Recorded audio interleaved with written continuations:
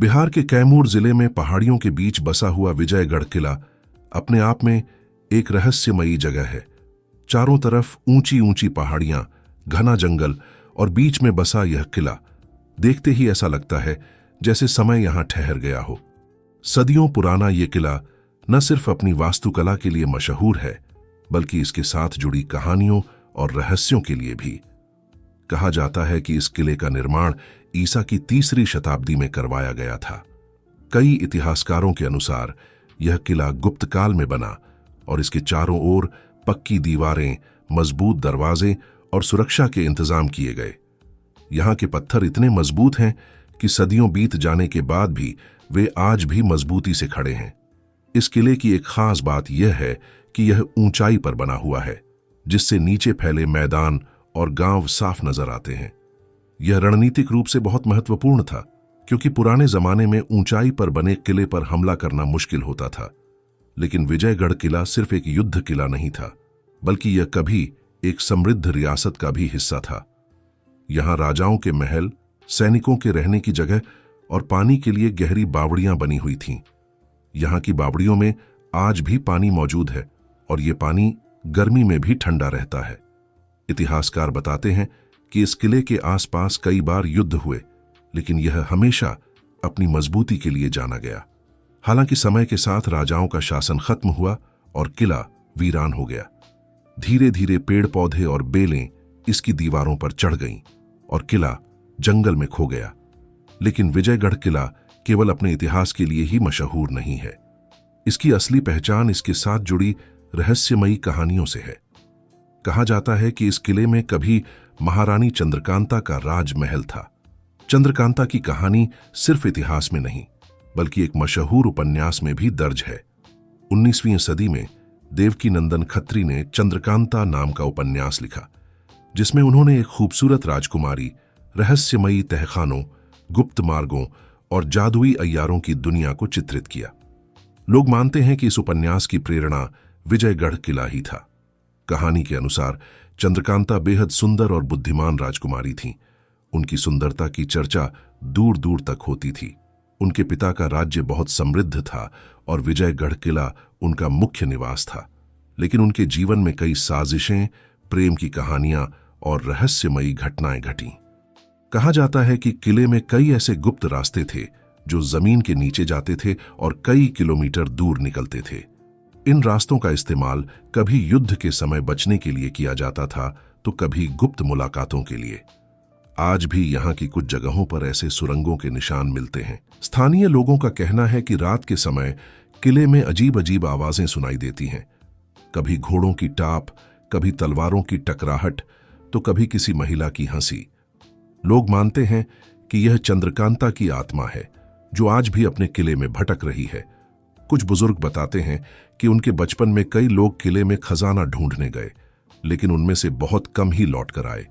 जो लौटे, उन्होंने दावा किया कि उन्होंने वहां डरावनी परछाइयां देखीं, किसी ने उनका पीछा किया या अचानक चारों तरफ अंधेरा छा गया।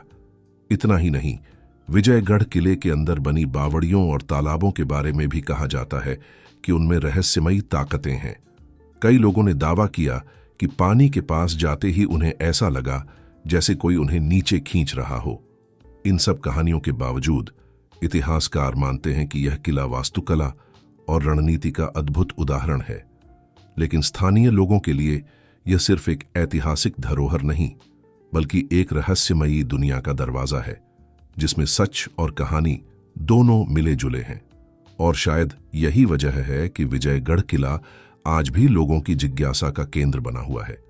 दिन में यह एक शांत और वीरान जगह लगती है, लेकिन जैसे ही सूरज ढलता है, इसका माहौल बदल जाता है।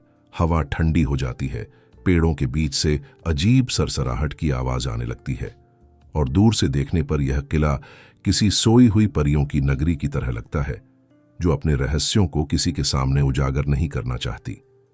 लेकिन असली सवाल यह है, क्या महारानी चंद्रकांता की कहानी सच थी? क्या यह किला वाकई उनकी प्रेम कहानी और रहस्यों का गवाह है, या फिर यह सब सिर्फ एक लेखक की कल्पना है? कहानी शुरू होती है एक सुंदर राजकुमारी से, जिसका नाम था चंद्रकांता। उसकी सुंदरता ऐसी थी कि लोग कहते थे, अगर वो चांदनी रात में किले की छत पर खड़ी हो जाए तो चांद भी फीका पड़ जाए। उसके पिता का राज्य समृद्ध था और विजयगढ़ किला उनका गर्व।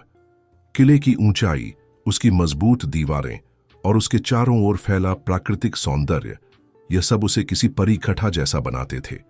लेकिन चंद्रकांता की जिंदगी सिर्फ फूलों और महलों की नहीं थी। उसके जीवन में राजनीति, साजिश और छिपा हुआ प्रेम भी था। कहा जाता है कि चंद्रकांता का दिल एक राजकुमार से जुड़ा था, वीरेंद्र सिंह। वीरेंद्र सिंह पड़ोसी राज्य के युवराज थे और दोनों की पहली मुलाकात विजयगढ़ किले के पास बने एक पुराने मंदिर में हुई थी। उनकी प्रेम कहानी आसान नहीं थी, क्योंकि उनके राज्यों के बीच रिश्ते अच्छे नहीं थे।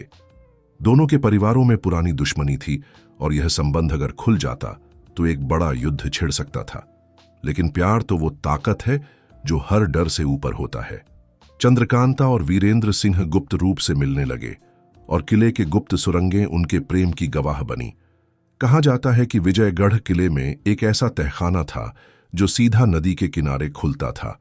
इस रास्ते से वीरेंद्र सिंह चुपके से किले में आते और चंद्रकांता से मिलते। यह रास्ता इतना गुप्त था कि इसके बारे में सिर्फ कुछ ही लोग जानते थे। लेकिन हर प्रेम कहानी की तरह यहां भी एक खलनायक था, क्रूर सिंह। क्रूर सिंह वीरेंद्र सिंह का दुश्मन था और वह खुद चंद्रकांता से विवाह करना चाहता था। उसकी निगाह न सिर्फ चंद्रकांता पर थी, बल्कि विजयगढ़ किले के खजाने पर भी। वह चालाकी से साजिशें रचता ताकि वीरेंद्र सिंह को चंद्रकांता से अलग कर सके। एक दिन क्रूर सिंह को उनके गुप्त मिलनों का पता चल गया।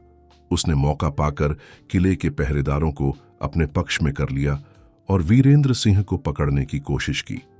उस रात विजयगढ़ किले में हड़कंप मच गया। गलियारों में तलवारों की टकराहट की आवाजें गूंजने लगीं। सैनिक दौड़ते भागते नजर आने लगे। चंद्रकांता को जैसे ही इस बात का पता चला, उसने वीरेंद्र सिंह को गुप्त सुरंग से निकल जाने का संकेत दिया। वीरेंद्र सिंह किसी तरह बचकर निकल गए, लेकिन उसके बाद से चंद्रकांता और वीरेंद्र की मुलाकात कभी नहीं हो सकी। स्थानीय लोक कथाओं के मुताबिक चंद्रकांता ने अपने जीवन के आखिरी दिन किले की सबसे ऊंची मीनार पर बिताए। कहते हैं वह हर शाम पश्चिम की ओर देखती, जहां से वीरेंद्र सिंह के आने की उम्मीद होती थी। लेकिन वह दिन कभी नहीं आया। एक रात जब किले पर घना कोहरा छा गया था, चंद्रकांता अचानक गायब हो गई। कुछ लोग कहते हैं कि उसने खुद को किले की बावड़ी में कूदकर खत्म कर लिया, क्योंकि वह अपने प्रेमी के बिना जीना नहीं चाहती थी। जबकि कुछ का मानना है कि क्रूर सिंह ने उसे कैद कर लिया और वह कभी वापस नहीं आई।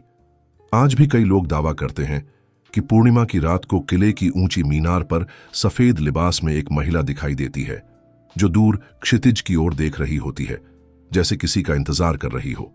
उसके बाद अचानक वो धुंध में गायब हो जाती है। इतिहासकारों के मुताबिक यह कहानी पूरी तरह सच नहीं है। चंद्रकांता असल में देवकी नंदन खत्री का एक काल्पनिक उपन्यास है, जो 1888 में लिखा गया था। उन्होंने इस उपन्यास की पृष्ठभूमि के लिए विजयगढ़ किले को चुना, लेकिन पात्र और घटनाएं उनकी कल्पना थीं। हालांकि कई स्थानीय लोगों का मानना है कि उपन्यास पूरी तरह कल्पना नहीं है। उनका कहना है कि किले में वाकई एक सुंदर राजकुमारी रहती थी और उसके जीवन में प्रेम, साजिश और त्रासदी थी। बस असल घटनाओं को समय के साथ बदलकर और सजाकर सुनाया गया। कुछ पुरातत्वविदों ने विजयगढ़ किले की जांच की और वहां सचमुच कई गुप्त सुरंगों और तहखानों के निशान पाए। कुछ बावड़ियों में अभी भी पानी मौजूद है और उनकी गहराई का अंदाजा लगाना मुश्किल है। लेकिन यह भी सच है कि समय ने किले के कई हिस्सों को नष्ट कर दिया है और बहुत से रहस्य हमेशा के लिए मिट्टी में दफन हो चुके हैं। तो क्या चंद्रकांता सच में थी? शायद हां, शायद नहीं। लेकिन यह तय है कि विजयगढ़ किला इतिहास और कल्पना का एक ऐसा संगम है जहां सच्चाई और कहानी आपस में घुल मिल गई है। यही वजह है कि यह किला आज भी लोगों को अपनी ओर खींचता है।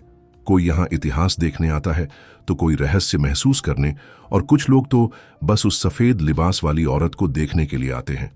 और जब आप इस किले की टूटी फूटी दीवारों के बीच चलते हैं, तो ऐसा लगता है जैसे समय रुक गया हो, जैसे किसी मोड़ से निकलकर चंद्रकांता खुद सामने आ जाएगी, हाथ में दीपक लिए, और धीरे से कहेगी, तुम्हें देर हो गई।